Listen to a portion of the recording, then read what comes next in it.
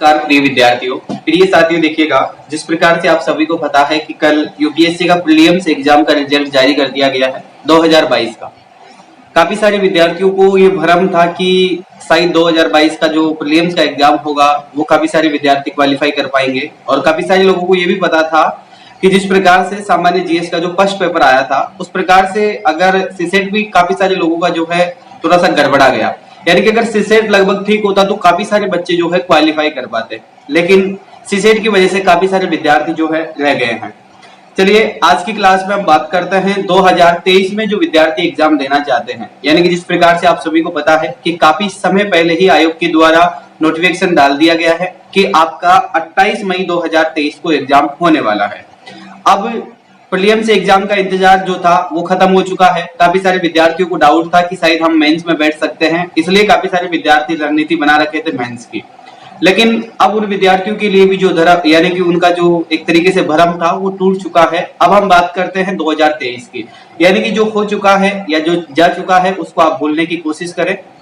वैसे इतना आसान नहीं है, क्योंकि अपने सपनों के ऊपर जो है पानी पिए जाना बहुत मुश्किल काम होता है और हर किसी के लिए। तो मैं यही कहना चाहूंगा कि जो समय आपका जो गुजर गया है, जो समय आपने दिया है, उसका अगर आप फायदा उठाना चाहते हैं, अगर आपका सीधा सीधा बेनिफिट लेना चाहते हैं, तो उसके लिए आप लोगों को जो है निरंतर वापस 2023 के लिए तैयारी पर लग जाना चाहिए, यानी कि हताश होकर बैठना नहीं चाहिए। क्योंकि काफी सारे विद्यार्थी हताश हो चुके हैं और काफी सारे समय से मेरे पास काफी सारे मैसेज भी आ रहे थे, कॉल भी आ रहे थे, और काफी सारे आप लोगों की जो रिक्वेस्ट भी थी कि सर आप हमारे लिए भी कुछ कर सकते हैं कि नहीं कर सकते हैं। मैं काफी समय से मौन था, उसका कारण था क्योंकि मैं डिजिटल प्लेटफॉर्म पर आया हूं, तो उसी प्रकार से बहुत सारी चीजें मुझे सीखना पड़ रही है और बहुत सारी चीजें मैं सीख पा रहा हूं। और आप लोगों में से भी काफी सारे लोग हैं जो बार बार भ्रमित करते रहते हैं कि सर वो नहीं, वैसे नहीं, वैसे नहीं, तो उन सारी चीजों को लेकर चलना पड़ता है, इसलिए मैं थोड़ा सा मौन था। और मौन रहने का कारण भी यही था, मैं भी इंतजार कर रहा था कि जैसे ही 2022 का एक बार अगर एग्जाम का जो प्रीलिम्स एग्जाम देकर जो विद्यार्थी आए हैं उनका अगर क्लियर हो जाए तो बहुत बेहतरीन है। अगर वो क्लियर होता है तो 2023 के लिए हम लोग रणनीति बनाते हैं। तो चलिए अब 2023 का ही हमें इंतजार है, 2022 का इंतजार, और जिसका सपना था वो आप लोगों का सपना टूट चुका है। तो अब आप लोग हताश मत होइए, क्योंकि आप एक सिविल सेवक है और यूपीएससी की तैयारी करना हर किसी की बस की बात तो है नहीं, ये भी आप जानते हैं। क्योंकि 15 लाख 16 लाख बच्चों के अंदर से मात्र 700-800 बच्चे ही निकल पाते हैं, और एक सिविल सेवक की भूमिका होती है कि उसको कितनी बड़ी जनसंख्या जो है उसको संभालना होता है। तो इस बात को आप लोग जानते हैं अच्छे से। तो इस चीज को समझते हुए और इस चीज को मद्देनजर रखते हुए आप लोग इस चीज को समझिए और समझने की कोशिश करें। एक दो दिन आपके खराब हो गए वो मुझे पता है, तो मैं सीधा सीधा अब रणनीति की बात करता हूं कि 2023 में किस प्रकार की आपकी रणनीति होनी चाहिए। और काफी सारे बच्चों के सवाल थे कि सर हम नए बच्चे हैं, हमें भी 2023 में एग्जाम देना है, हमको काफी घबराहट हो रही है, डर लग रहा है। तो उन सारी समस्याओं का भी समाधान आज की क्लास में हम करने वाले हैं। जो विद्यार्थी ऑलरेडी कहीं किसी संस्थान से तैयारी कर रहे हैं उन विद्यार्थियों की समस्या का भी समाधान किया जाएगा। जो विद्यार्थी सेल्फ स्टडी करना चाहते हैं उनके लिए भी मैं एक चारा लेकर आया हूं, उसको मैं आप लोगों के सामने रखूंगा। वो मेरी एक सलाह होगी, अगर आप लोग मानते हैं तो ठीक है, अन्यथा कोई बात नहीं है। दूसरा, आपका सुपर गारंटेड जो बैच प्रारंभ किया गया है उस 2 वर्ष के लिए मात्र 2100 रुपए उसकी मैंने फीस रखी थी। काफी सारे विद्यार्थियों की रिक्वेस्ट थी, उस रिक्वेस्ट को मैंने स्वीकार करते हुए उन विद्यार्थियों के लिए 2100 रुपए में 2 साल के लिए बैच प्रारंभ किया था, ताकि काफी सारे विद्यार्थी जो अपना सपना साकार कर सके और अपना सपना सजोए बैठे हुए थे कि हमें यूपीएससी की तैयारी करनी चाहिए और करना चाहिए, लेकिन कहीं ना कहीं जो पैसा जो है या फिर गरीबी जो है कहीं ना कहीं उन लोगों के लिए बाधा बन रही थी। तो उस चीज को मैं दूर करता हुआ और मेरे से जो हो सकता है वो मैंने करने की कोशिश की है। तो चलिए अब हम बात कर लेते हैं 28 मई 2023 की क्या रणनीति होनी चाहिए।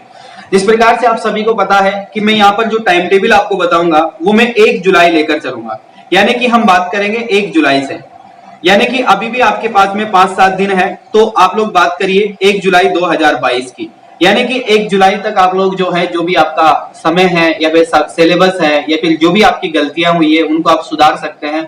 आपके पास में अगर कोई पढ़ने के संसाधन नहीं है तो वो आप उपलब्ध कर सकते हैं, या कोई भी आपका जो फैसला है अभी भी आप फैसला ले सकते हैं। 1 जुलाई तक भी जिन विद्यार्थियों ने बैच ज्वाइन नहीं किया है या सेल्फ स्टडी करना चाहते हैं तो वो विद्यार्थी अपना डिसीजन जो है ले सकते हैं। 1 जुलाई तक का उनके पास समय है।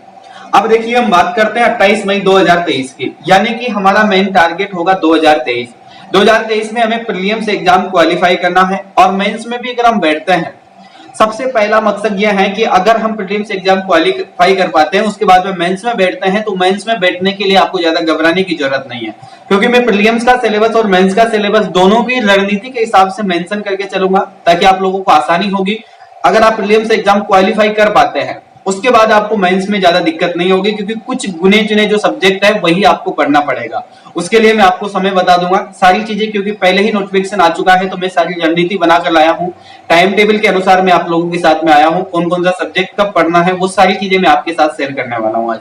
ठीक है, खुलकर शेयर करूंगा, कोई दिक्कत नहीं है। कोई भी डाउट अगर आपको है अभी भी, तो भी आप पूछ सकते हैं कभी भी।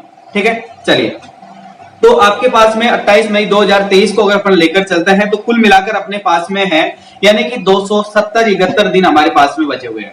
यानी कि 270 दिन में हमें यूपीएससी की कंप्लीट तैयारी किस प्रकार से करें, इसके ऊपर हम रणनीति बनाएंगे। 1 जुलाई से मैंने काउंट किया है, अगर आप आज से काउंट करेंगे तो लगभग आपके पास में 180-81 दिन आपके पास में बच जाएंगे। ठीक है, चलिएगा, तो 270 दिन आपके पास में है। 270 दिन में आप कैसे सिलेबस को किस प्रकार से कन्वर्ट करेंगे, किस प्रकार से आप पढ़ेंगे, तो पहले एक बार हम प्रीलिम्स एग्जाम के सिलेबस को समझ लेते हैं। प्रीलिम्स एग्जाम के सिलेबस को अगर आप सीधे सीधे देखना चाहें, तो प्रीलिम्स एग्जाम का सिलेबस मैं आपको सबसे पहले बता देता हूं। सबसे पहली यूनिट जो दी गई है वो अंतरराष्ट्रीय संबंध पर दिया गया है। अंतरराष्ट्रीय संबंध 200 यूनिट आपके भारतीय इतिहास है, जिस प्रकार से। ठीक है, तो लगभग आप लोगों को पता है कि लगभग 7 सब्जेक्ट है उसमें, जिस प्रकार से उसमें भारतीय यानी कि राज्य व्यवस्था है, भारतीय भूगोल है, ठीक है, इसके बाद में भारतीय इकोनॉमी है, इसके बाद में आपका इन्वायरमेंट है, और इसके बाद में आपके जनरल साइंस है। ठीक है, तो ये लगभग 7 सब्जेक्ट आपके हैं। ठीक है, पॉलिटिकल साइंस इसके अंदर इन्वॉल्व है। भारतीय इतिहास की बात करें तो प्राचीन, मध्य और आधुनिक तीनों हमें पढ़ना है। ठीक है, इसके बाद में तो ये आपके लगभग 7 सब्जेक्ट है जो आपको प्रीलिम्स एग्जाम के लिए पढ़ना है। अब हम बात करते हैं, सबसे मेन चीज है मेंस एग्जाम की। यानी कि अब आप लोग कहेंगे कि सर जैसे हमारा प्रीलिम्स एग्जाम ही क्वालिफाई नहीं होगा तो मेंस का पढ़ने का क्या फायदा है। वो अभी आप लोगों को पता चल जाएगा कि क्या फायदा है क्या नहीं है। तो अब सबसे पहले हम लोग बात कर लेते हैं यानी कि जीएस पार्ट की। यूपीएससी का देखिएगा जो आपका जो कंप्लीट जो सिलेबस है, ठीक है, तो उसकी हम बात करते हैं। तो यूपीएससी का मेंस एग्जाम का जो कंप्लीट सिलेबस है, उसके अंदर आप लोगों को पता है कि पार्ट जीएस पार्ट 1 यानी कि पेपर जीएस 1 है, जीएस 2 है, जीएस 3 है और जीएस 4 है। ठीक है, तो ये पेपर है और आपका ये जो सिलेबस है वो आप लोगों के सामने है। तो पहला देखिएगा, सबसे पहले आपका जो है जीएस पेपर 1। जीएस पेपर 1 के अंदर आप लोगों को पता है कि भारतीय विरासत और संस्कृति है, दूसरा आपका विश्व का इतिहास दिया गया है, भूगोल, समाजशास्त्र ये सब्जेक्ट इसके अंदर इन्वॉल्व किए गए हैं। अब हम लोगों को पढ़ना क्या है, सबसे पहले इस चीज को देखते हैं। तो सबसे पहले देखिएगा अंतरराष्ट्रीय संबंध की अगर अपन बात करें तो जीएस पार्ट आगे जो अगला जो पेपर आपका होगा उसके अंदर मैं आपको बताऊंगा कि जीएस पार्ट जो सेकंड है यानी कि जीएस पेपर 2 जो है उसके अंदर आपके अंतरराष्ट्रीय संबंध दिए गए हैं।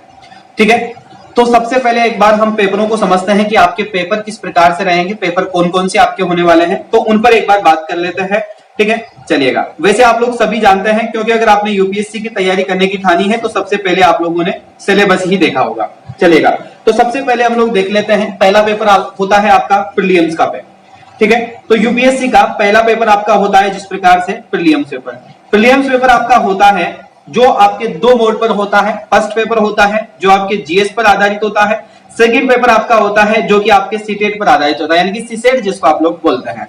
ठीक है, तो सीसेट का पेपर होता है जिसके अंदर मैथ, रीजनिंग और साथ में कुछ पॉइंट्स जिसको आप लोग कह सकते हैं एक तरीके से कि आपका पेपर नंबर जीएस पेपर अगर मैं कहना चाहूं कि 4 जीएस पेपर 4 आपका जो है उसमें थोड़ा इन्वॉल्व होता है, क्योंकि आपकी एक मानसिक प्रशिक्षण जो है उस प्रकार से किया जाना चाहिए जिस प्रकार से आपकी सोच काम करती है। तो सीसेट पेपर के अंदर आपकी सोच को देखा जाता है कि आपकी सोच किस प्रकार से सोचती है किसी भी विकल्प को लेकर। ठीक है, तो उसके ऊपर हम बात करेंगे। चलिएगा, तो उसका आप मैटर छोड़ दीजिए, तो एक सीसेट पेपर होता है। उसके बाद में देखो यानी कि इसके बाद में एक सबसे बड़ी समस्या आपके पास में आती है कंपलसरी हिंदी। एक होता है आपका कंपलसरी हिंदी, एक पेपर होता है आपका कंपलसरी इंग्लिश। ठीक है, 2 पेपर हो गए। इसके बाद में एक पेपर होता है आपका एसे का, निबंधात्मक। ठीक है, इसके बाद में आपके जीएस पेपर शुरू होते हैं। उसके बाद में आपके जीएस 1 होता है, जीएस 2 होता है, जीएस 3 होता है, जीएस 4 पेपर होता है। इसके बाद में आपका जो है ऑप्शनल यानी कि ऑप्शनल सब्जेक्ट जो आपका होता है उसके आपके 2 पेपर होते हैं। क्या होता है? ऑप्शनल सब्जेक्ट के 2 पेपर। ठीक है, तो ये पेपर आपके हमारे पास है, जिस प्रकार से ये पेपर हमारे होने वाले हैं।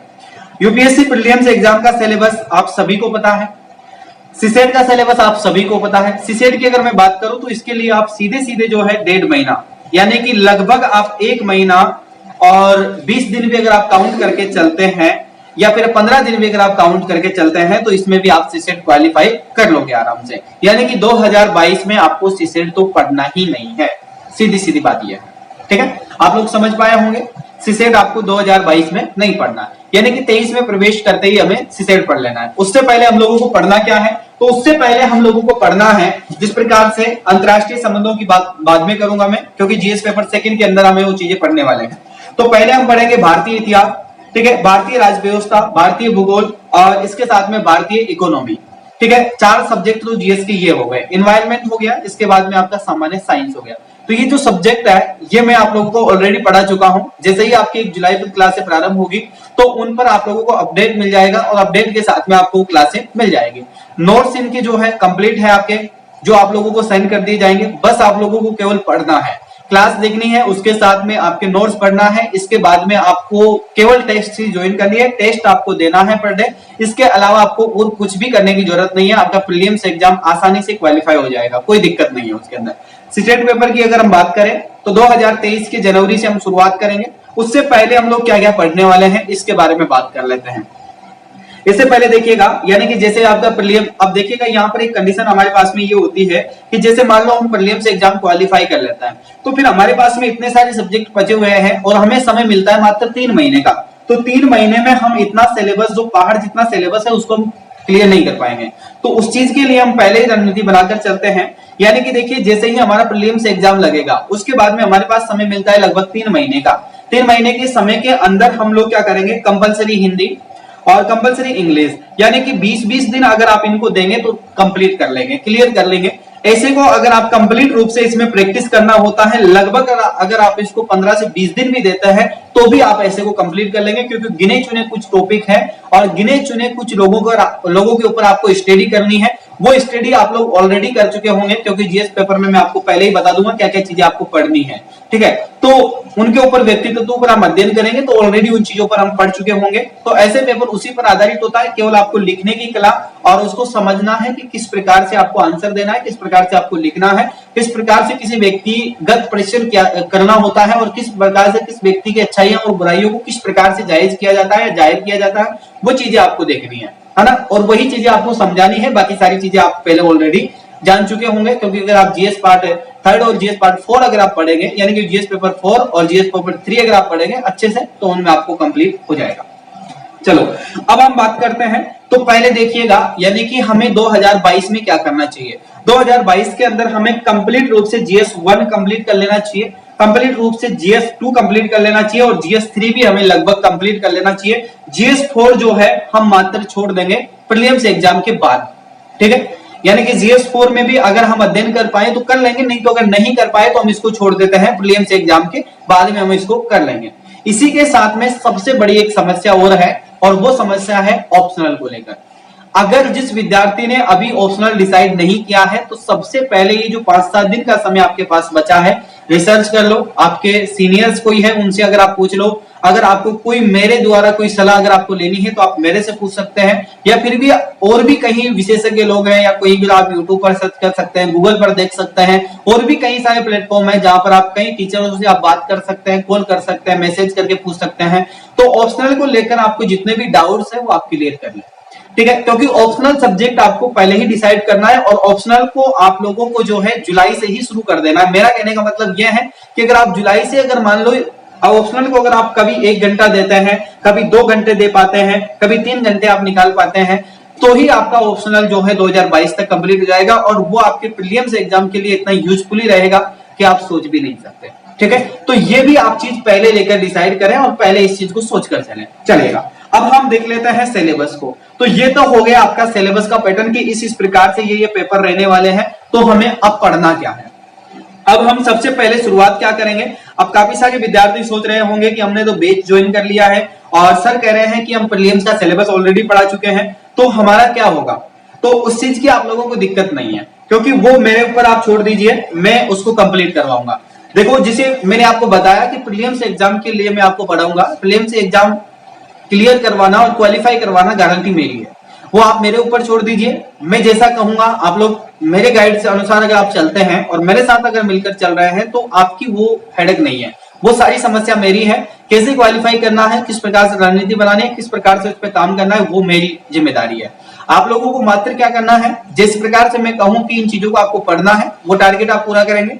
नोट्स अगर मैं आपको दूं तो उसका एनालिसिस आप लोग करेंगे, वो टारगेट आप पूरे करते चले। उसके बाद में टेस्ट सीरीज आप ज्वाइन करेंगे। टेस्ट सीरीज के अंदर मैं आपको बताता रहूंगा कि टेस्ट सीरीज में आपकी क्या रैंक रही है, इसमें आपको सुधार करना है, कौन सा सब्जेक्ट आपको ज्यादा पढ़ना है और कौन से सब्जेक्ट को किस तरीके से पढ़ना है, वो सारी चीजें आपके ऊपर डिपेंड करती है। ठीक है, तो वो सारा गाइडेंस मैं आपको कर दूंगा। तो प्रीलिम्स को लेकर आप ज्यादा दिक्कत मत लीजिए, जो चीजें मैं आपको बताऊं वो चीजें आप पढ़ लीजिए। अब हम शुरुआत करते हैं कि सबसे पहले आप लोगों में से काफी लोग कह रहे थे कि सर आप शुरुआत कहां से करेंगे, तो सबसे पहले मैं जीएस पेपर 1 शुरुआत करूंगा आप लोगों को, जो कि जुलाई से शुरुआत करूंगा। यानी कि 1 जुलाई से मैं जीएस 1 के बारे में आप लोगों की शुरुआत करने जा रहा हूं और जीएस 1 आपको डिजिटल पैनल के साथ में शुरुआत करेंगे, जिसके अंदर हम सबसे पहले बात करेंगे भारतीय विरासत पर और भारतीय कला संस्कृति के ऊपर। सबसे इंपॉर्टेंट फैक्ट है और सबसे इंपॉर्टेंट होने के साथ साथ में ये बहुत यूजफुल भी है, क्योंकि लगभग इससे हर बार जो है इसका जो सिलेबस है इसका हर बार जो है वेटेज जो है बहुत ज्यादा देखने को मिलता है हर एक पेपर के अंदर।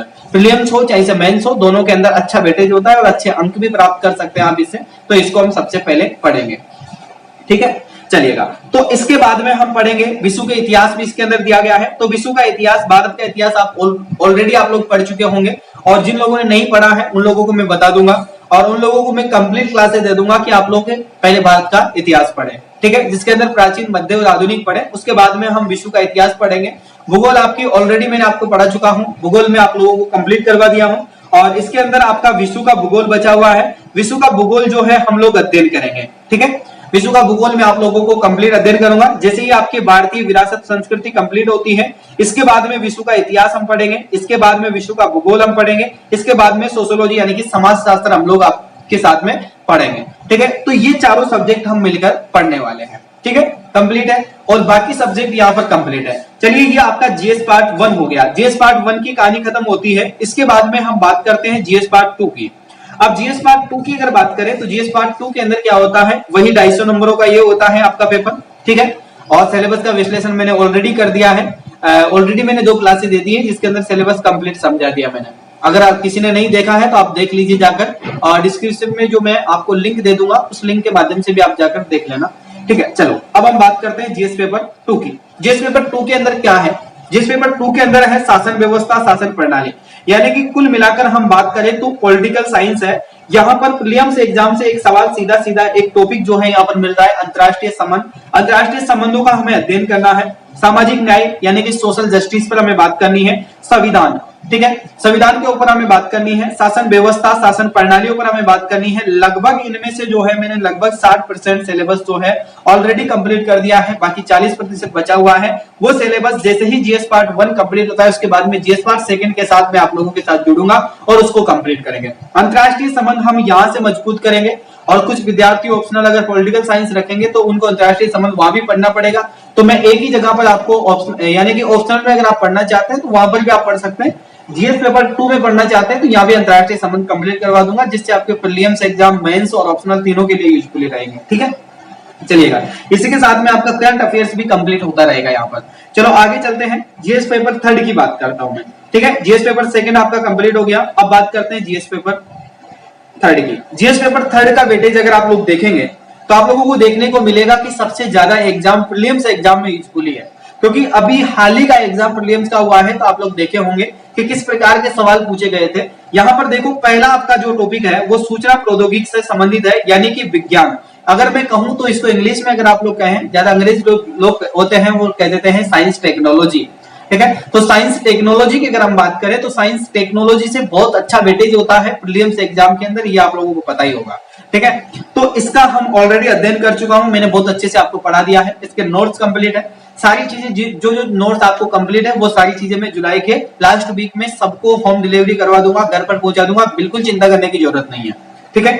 इसके बाद में इकोनॉमिक्स यानी कि भारतीय अर्थव्यवस्था। भारतीय अर्थव्यवस्था कंप्लीट रूप से मैंने पढ़ा दी है।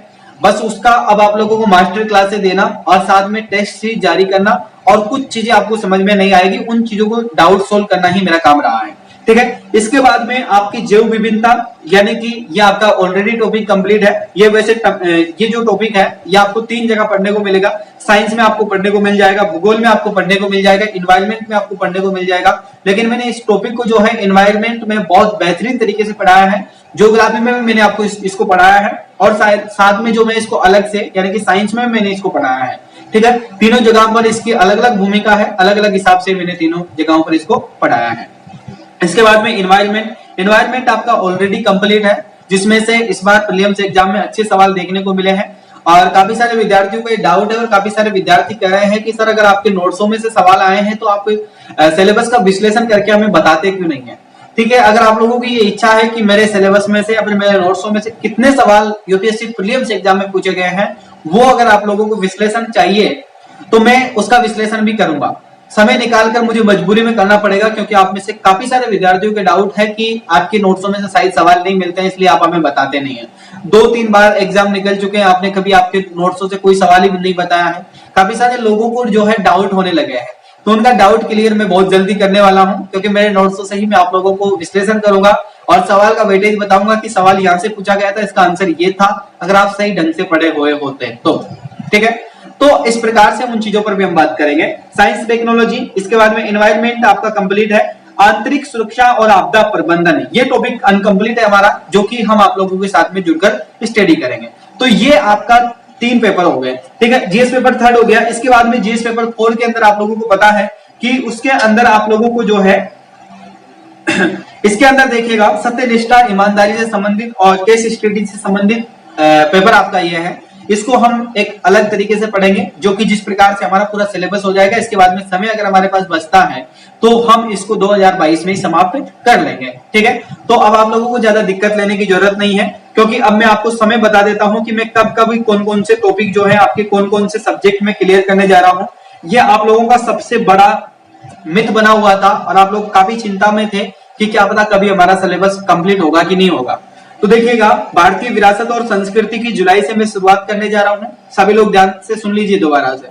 ठीक है, जुलाई से मैं शुरुआत करने जा रहा हूं, और जुलाई के अंदर लगभग जुलाई के लास्ट समय तक, यानी कि लास्ट जुलाई तक मुझे जो है क्या करना है, यानी कि लगभग जीएस पेपर 1 जो है लगभग मुझे कंप्लीट करना है। अगर मेरी कोशिश रहती है लास्ट जुलाई तक कंप्लीट कर पाता हूं तो ठीक है, नहीं तो अगस्त यानी कि 15 अगस्त से पहले पहले जीएस पेपर 1 में कंप्लीट कर दूंगा आप लोगों का। ठीक है, ये मेरा प्रॉमिस है।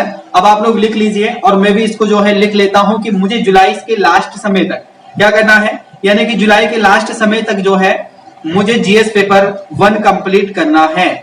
ठीक है, जीएस पेपर 1 करना है। इसके बाद में आगे चलते हैं। आगे देखिए, जीएस पेपर 2। जीएस पेपर 2 की अगर मैं बात करूं तो देखिए, जिस प्रकार से मान लो अगर 15 अगस्त हमको हो जाती है, यानी कि फर्स्ट पेपर को कंप्लीट करते हुए हमें 15 अगस्त हो जाती है, तो 15 अगस्त के बाद की मैं बात करता हूं। तो अगस्त से मान लीजिए सितंबर तक, यानी कि लगभग सितंबर तक जो है, यानी कि लगभग 20 या 25 दिन का समय मैं लूंगा इसमें। तो लगभग मान लीजिए आप 15 सितंबर आप मानकर चलिए, 15 सितंबर तक जो है मैं आपका जीएस पार्ट 2 जो है कंप्लीट कर दूंगा, ये मेरी गारंटी है। ठीक है, इसमें जो भी टॉपिक जो भी यूनिट बची हुई है वो मैं आपका सितंबर यानी कि 15 अगस्त के बाद में 15 सितंबर तक जो है मैं आपको कंप्लीट रूप से जीएस पार्ट 2 भी कंप्लीट करवा दूंगा। इसके बाद में आपके पास में बचा हुआ है जीएस पेपर 3। जीएस पेपर 3 की बात करूं तो इसमें मैंने सारी चीजें आपको ऑलरेडी कंप्लीट करवा रखी है। बस मुझे इसमें आंतरिक सुरक्षा और आपदा प्रबंधन वाला टॉपिक पढ़ना है, जो कि मुझे कंप्लीट रूप से अक्टूबर तक आपका जो भी अक्टूबर यानी कि लास्ट अक्टूबर आपका है कि अक्टूबर तक मुझे जैसे तैसे भी करके क्या करना होगा, यानी कि जीएस पेपर 3 को, जीएस पेपर 1 को, जीएस पेपर 2 को कंप्लीट करना है। समझ में आई बात? तीनों चीजें कंप्लीट मुझे कर दी है। ओके, और आप लोगों को भी साथ में करना है। इसी के साथ में मुझे टेस्ट भी लेना है आपके, उसी के बाद में टेस्ट सीरीज भी देना है, नोट्स भी मुझे सेंड करना है, और भी सारी चीजें आप लोगों को मुझे अवेलेबल करवानी है। ठीक है, तो चलिए अब इसके बाद में भी अगर आपको कोई डाउट है, अगर इस टाइम टेबल में अगर आपको कहीं पर समझौता करना है या फिर कहीं पर एडिट करना है, तो आप मुझे बता दीजिए, मैं कर लूंगा, उसमें कोई दिक्कत नहीं है। उसके बाद में मेरे पास में अक्टूबर और नवंबर दिसंबर, यानी कि मेरे पास में लगभग नवंबर और दिसंबर का 2 महीने का समय बचेगा। उसमें से मैं कोशिश करूंगा कि मैं सीसेट पेपर कंप्लीट कर दूं, या फिर जो भी सब्जेक्ट आपका बचा हुआ होगा वो मैं कंप्लीट कर दूं। अब यहां पर सुनो, अब सबसे काम की बात और सुन लो, जो विद्यार्थी ऑप्शनल को लेकर चिंतित है उन विद्यार्थियों से मेरी गुजारिश है कि अगर आप ऑप्शनल लेना चाहते हैं तो पहले आप ऑप्शनल डिसाइड कर लीजिए। अब आप लोगों में से काफी सारे विद्यार्थी कहेंगे कि सर हमारा ऑप्शनल क्या लें, हम क्या लें। वो मेरे ऊपर डिपेंड नहीं करता है, वो आपके ऊपर डिपेंड करता है आपकी रुचि किसमें। अगर मैं बात करूं तो ऑप्शनल के अंदर आप लोगों को पढ़ाया जाएगा, आपकी संस्था के द्वारा भूगोल का बेच प्रारंभ किया जाता है, भारतीय राज व्यवस्था यानी कि पॉलिटिकल साइंस का ऑलरेडी हम लोग जो है क्या कर रखे हैं, बेच प्रारंभ कर रखे हैं। तो भारतीय राज व्यवस्था की आप ज्वाइन कर सकते हैं, बेच इसका ऑलरेडी प्रारंभ है ऑप्शनल के लिए। भारतीय भूगोल में पढ़ाऊंगा, भारतीय इतिहास जो है उसका भी बेच अगर आप लोग कहेंगे तो हम प्रारंभ कर देंगे, ठीक है। भारतीय इतिहास का भी मैं प्रारंभ कर दूंगा। इसके बाद में अगर आप भारतीय अर्थव्यवस्था अगर आप लेते हैं यानी कि इकोनॉमिक्स अगर आप लेते हैं तो इकोनॉमिक्स का भी मैं बैच प्रारंभ कर दूंगा आप लोगों के लिए। तो 4 सब्जेक्ट के लिए, ठीक है। तो ये 4 सब्जेक्ट आपके हैं, इसके ऑप्शनल बैच आपके मैं प्रारंभ कर दूंगा, ठीक है। चलिएगा, तो आज की क्लास में बस इतना ही काफी है, फिर मिलते हैं अगली क्लास में। तब तक के लिए आप सभी को तहे दिल से धन्यवाद। सभी विद्यार्थियों से फाइनल गुजारिश है, आप लोग जो विद्यार्थी ज्वाइन नहीं कर पाए हैं वो कर लीजिए, नहीं जो विद्यार्थी करना चाहते हैं उनको आप बता दीजिए, ठीक है। चलिए।